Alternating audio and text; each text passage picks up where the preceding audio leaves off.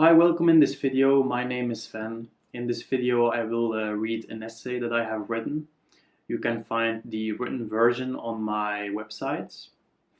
I create these additional videos because some people love to listen to an essay and don't like reading as much. So I create these videos to make it available to all people.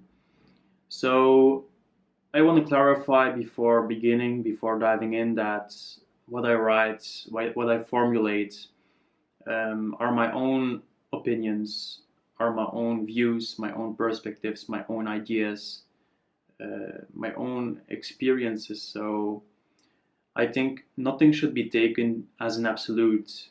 Everything is personal. So with that being said, I think it is important to take what resonates and to just leave what doesn't. So I hope you find it interesting, that you find it valuable in some way. So let's dive in. The essay that I have written is titled Interconnected, Interdependent Individuality. This morning, between posting on a few social media channels, I had a small conversation with a friend in chat. We were more or less talking about our interconnectedness and interdependence with all things, until suddenly he coined the term interindividuality.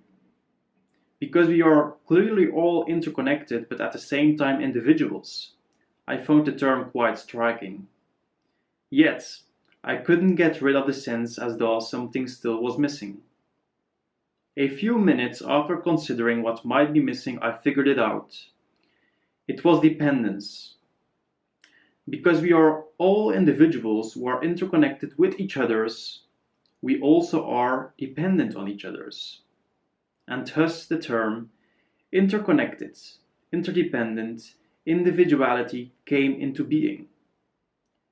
For the purpose of this essay, I will refer to it by using the term interbeing, because it is much more convenient. Perhaps some of you right now feel called to ask me where the facts are to validate my statements. Perhaps some of you want proof of interbeing. Or perhaps some of you are wondering what the importance and practicality of this term implicates on our lives. But I promise we'll dive into that a bit later. First, I want to explore how we have been defining and seeing ourselves for such a long time, and what the implications that has had for us and the earth. Perhaps you too have learned to see and think of yourself as an individual. As an individual separate from the rest of existence. Separate from the trees. Separate from the sun, the stars, from actually everything in the universe. By having learned this view of ourselves in relation to the world, to the universe, we have built a conception of ourselves as a separate entity. Analysis reveals that the conception of separateness depends on two major key factors, which are the cognitive and perceptive abilities. Cognitive abilities generate the capacity to think of ourselves and the world, while perceptive abilities generate the capacity to perceive ourselves and the world. When these abilities are both present to some extent, they generate the capacity to conceptualize about oneself and the world. Furthermore, depending on how these abilities have evolved, certain concepts of self and world will be present in various degrees, while others are not. One concept, which is however always present to a certain extent, in almost all members of the animal kingdom, is a basic sense of separateness. A basic sense that there is an I separate from the rest. Of course, in some beings this sense of separateness is more present than in others. A lot depends on the cognitive and perceptive abilities, but also on other factors such as the environment, etc. In the case of us humans, the sense of separateness, I argue, is deeply integrated and present. Mostly, it is dominating our lives. A bit later in this essay, we'll dive into that. Now you may wonder, how can we assume that almost all members of the animal kingdom experience a basic sense of separateness? Here's my reply. I think we can assume this because without a basic sense of separateness, how would a being otherwise navigate throughout the world? Right? Furthermore, the majority of beings in the animal kingdom also have the cognitive and perceptive abilities to be able to do so. So without going into too much depth, as this is worth an essay in and of itself, I think it is quite reasonable to assume that the majority of beings in the animal kingdom experience a basic sense of separateness. The rare exceptions which may experience no separateness, or at least an incredibly small degree of separateness, are perhaps life forms such as bacteria, which are characterized by their relative fluidity and relative insubstantiality, and therefore perhaps experience themselves more as a non-located self, with less defined boundaries between self and environment. Because separateness appears to be a fundamental characteristic to life, we could think that it is not necessarily completely wrong to think of ourselves as a separate entity. We could start to think that it is legitimate to think of ourselves in such a way. What is, however, the case, contrary to what is indicated there, is that it is, however, illegitimate to think of ourselves only as a separate entity. Why, I hear you asking? Well, let me explain. This view does, for example, not include our very intimate relationship to the oceans, which provide us of rain that nurture the land, from which plants can grow and animals can graze, which both sustain us and keep us alive. It does, for example, not include our very intimate relationship with pollinators, who play a crucial role in the reproduction of plants, that play a crucial role in securing the harmony of the entire ecosystem on which we are dependent for life. To illustrate our unseparateness with an even more clear example, without oxygen, which is produced by the trees, we are nothing. Defining ourselves thus as individuals in the traditional sense of the word has a very limited scope. By defining ourselves only as such, we are at the same time denying the intimate relationship we have with all things. We deny by doing so our interdependence and interconnectedness with all things. By taking separateness to an absolute, which means turning the conception and perception of separateness into a reality, we isolate ourselves from the rest of existence. And in this illusory isolation, we come to forget that we are dependent on and interconnected with all things. Right now, the vast majority of us have been living for such a very long time in this type of isolation. I cannot put my finger on an exact number of years, but perhaps the vast majority of our civilization has been living in this type of isolation for several millennia. There have always been exceptions, individuals or groups that did not live in this type of isolation. Even today, there are still a few of groups, but they have become more and more rare. I believe there was a time when we did not live in this isolation, in separateness, when the majority of us was aware of their intimate relationship with all things. But gradually, the illusion of isolation, the illusion of separateness has spread like a wildfire, as a pandemic over the face of the earth. There are, however, rare groups and individuals that do still experience their intimate relationship with all things. These groups and individuals are at many times, ironically, living quite isolated from modern society, and are at many times quite arrogantly called primitives. From the Dogons in Mali and Burkina Faso, to the Aboriginals in Australia, to the Chipewyan Indians in Canada, most of these people still experience the intimate relationship with all things. And this has a few very intriguing implications. These people seem to be able to live in great harmony with the land.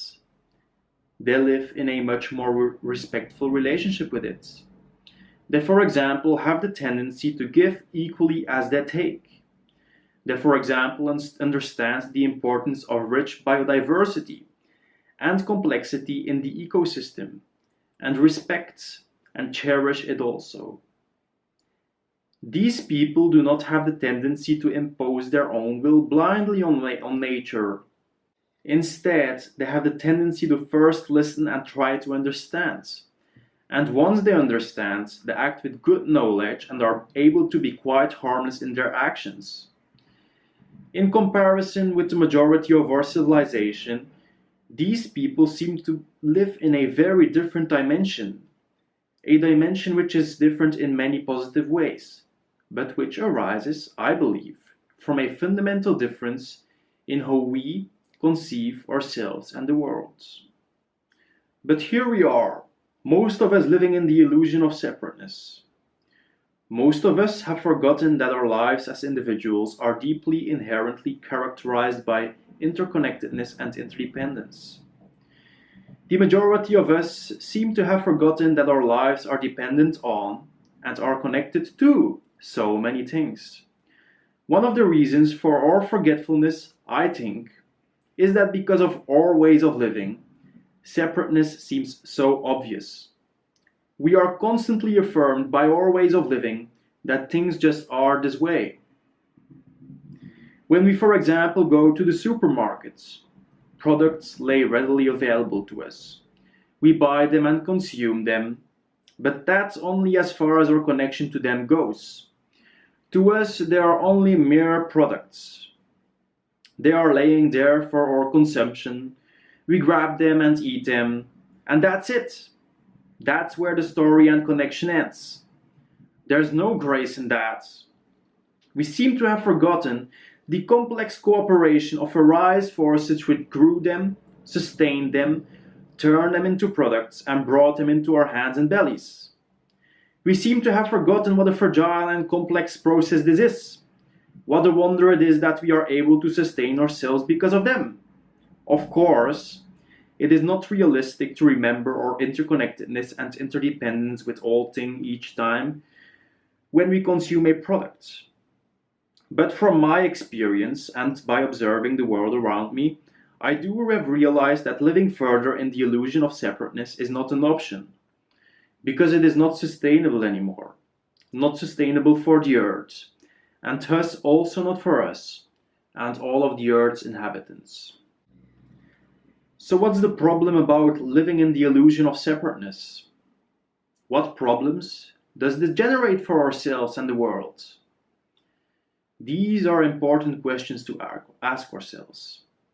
To answer them, I'd like to examine more closely how we experience and see the world when we look through the glasses of separateness, and what the consequences are of doing so. As I have discussed a little bit earlier in this essay, when we live by the rules and logics of separateness, we come to forget our intimate connection with all things. By forgetting our intimate connection with all things, except for a few exceptions to which we are closely related in one way or another, these could be family members, pets, friends, people we look up to, colleagues, plants, etc., become distant, vague, strange. We lose touch with them, and this is the perfect climate for disconnectedness and apathy to grow.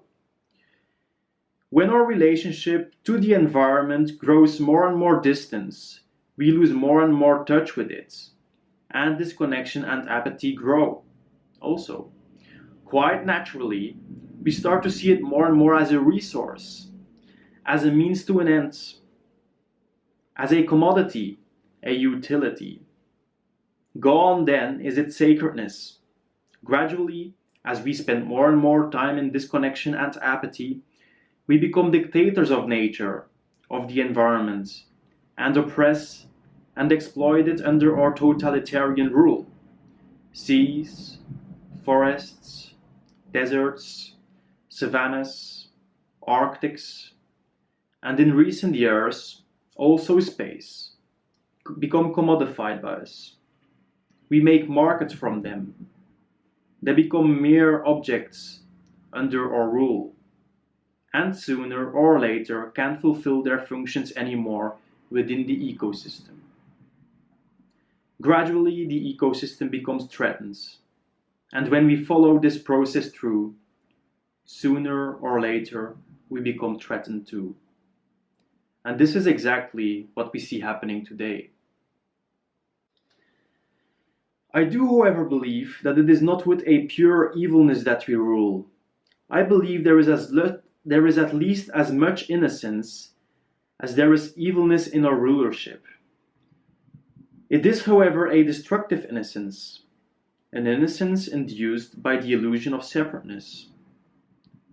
All of us are responsible for this, and though some individuals or groups seem to have a greater share in this destructiveness, let's not start with blaming. Let's not play the blame game. How the environment suffers under our rulership has been and is still severe. There are unfortunately countless of examples in which we exploit the environment far beyond the reaches of what is sustainable, in which we inflict destruction and suffering far beyond what the environment can handle. I can tell you of some examples, but I don't want to depress you further. Probably you are aware and can think of some examples yourself, because you have heard some in the news, read about some in the newspaper, have seen something on social media, or perhaps have heard it in a conversation on the radio, or have been talking about it under friends or with a family member. My point is that the environment suffers ubiquitously under our rulership, and because of the magnitude of the problem, it is difficult to ignore it. Its suffering seeps inevitably into our lives and grabs our attention. It is as though these are the environment its screams for help. So we can often hear the environment screaming its pain out, can hear its screams for help. Sometimes her scream passes swiftly, and we have only barely noticed her. But sometimes we notice her scream so deeply so that a certain understanding emerges. One such an understanding which sometimes emerges is that she, nature, is the substratum on which our lives depend, and that her well-being is our well-being, and her destruction is our destruction. In other words, we come to understand our dependence on her, our connectedness with her.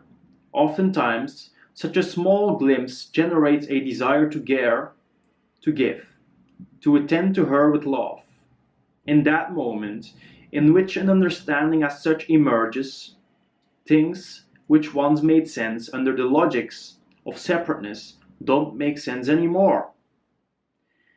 The incentives for exploitation, commodification, and the like become obsolete. They don't look appealing anymore and lose their attractiveness. From this understanding, a whole different view of self and world emerges. To illustrate this view, I like to refer to how certain thinkers put it. Quote, "We come to inhabit a larger sense of self and realize that the oceans, the forests, and the animals are also parts of us. They become very much like our limbs and our organs. They become part of our being." End quote. Personally, I like to think of this as a reunion with nature, a reunion with the universe, because once we became separated, but now we reunite. Can you perhaps imagine for a moment a world in which we embrace this view of self and world as standards? What type of an effect would it have when we embrace the understanding that we are connected with and dependent on and ad infinitum things? One thread I like to follow here is that this shift in understanding leads to thinking in terms of we. We start to include the universe as our very self. This is an expansion of I. Does that mean that we lose our individuality? Does that mean that you will not be you anymore? No. As consciousness, we still experience through this particular body, through this particular set of eyes. We still have our own personal characteristics. This body-mind remains the locus. Individuality remains a core feature. Perhaps further down the evolutionary path, we will shed ourselves of our bodies, etc. But for the next few millennia or so, I assume that we're still going to be living as biological creatures with unique individual characteristics. However, because we start to reason more as a we start to live much less egotistical, more in service to life. And that sums it up, the word service. Once separation has to an enough extent made place for interbeing, we start to feel much more held in the lap of nature, feel more at home and in touch with the world. Naturally then, we want to give back to life and start to search ways to do so. This is why many people who more or less have realized their nature of interbeing end up pursuing more alternative careers, which are more in service to life. A very concrete example of a typical change which can occur is that we start to think more in terms of whole systems. An example of applying whole systems thinking might be that before we take a decision to start a new business, we first consider how this business will affect the larger whole. We start to ask ourselves questions like, if I start this new business, how much waste will I produce? And how is that bad for the environment?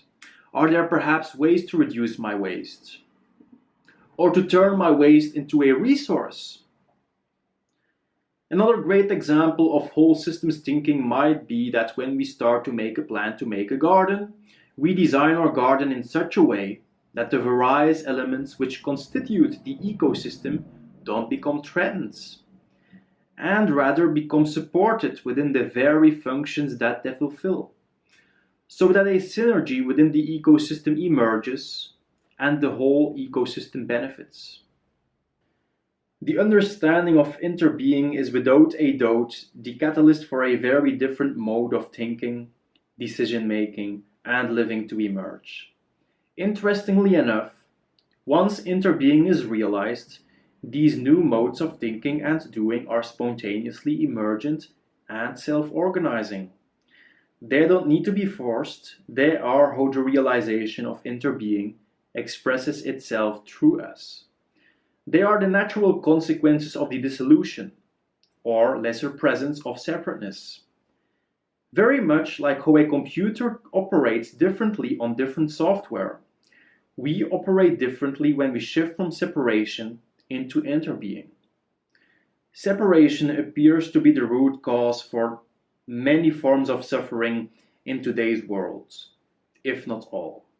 Also, major religious traditions are in agreement on this fact.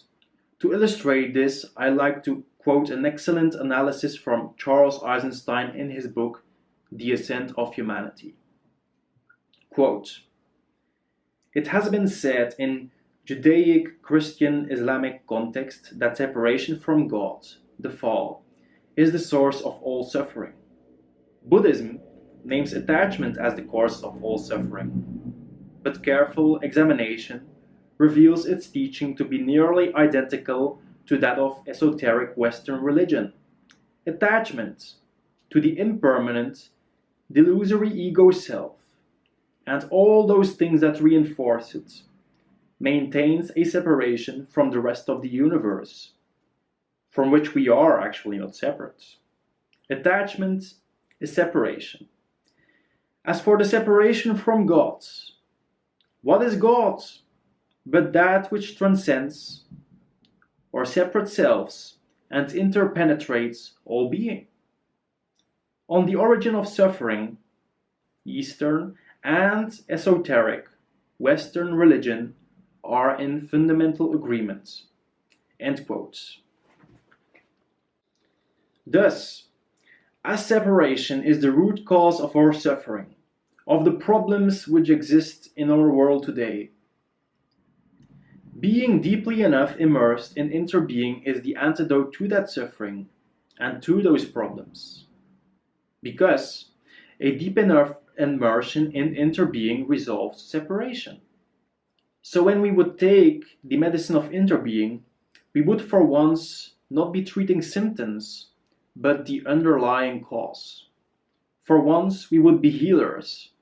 For once we would be healthy tissue, and not a cancer to the environment, and thus also to ourselves.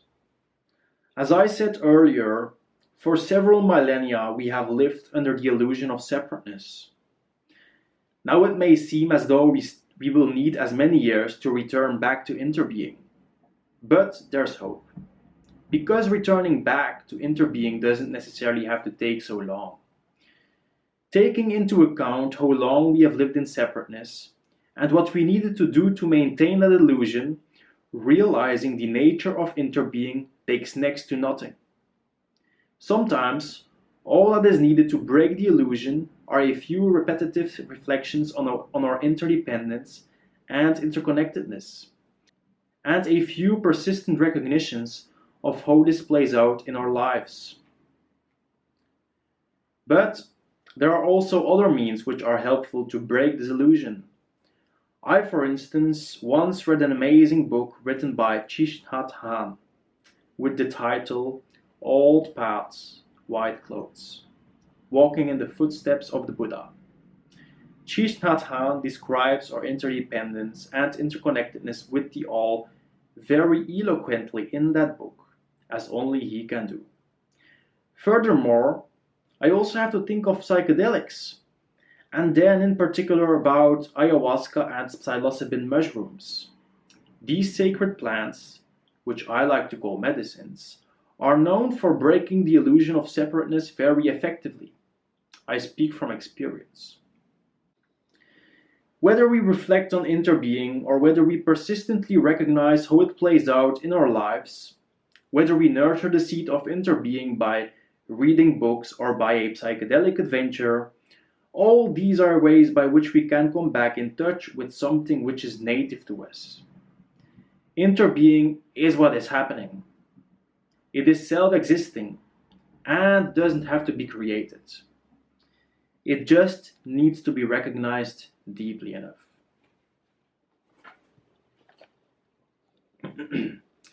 So thank you for watching this video. I hope you found it interesting and valuable in some ways. You can also find the version which I wrote on my website under the section The Creative Corner.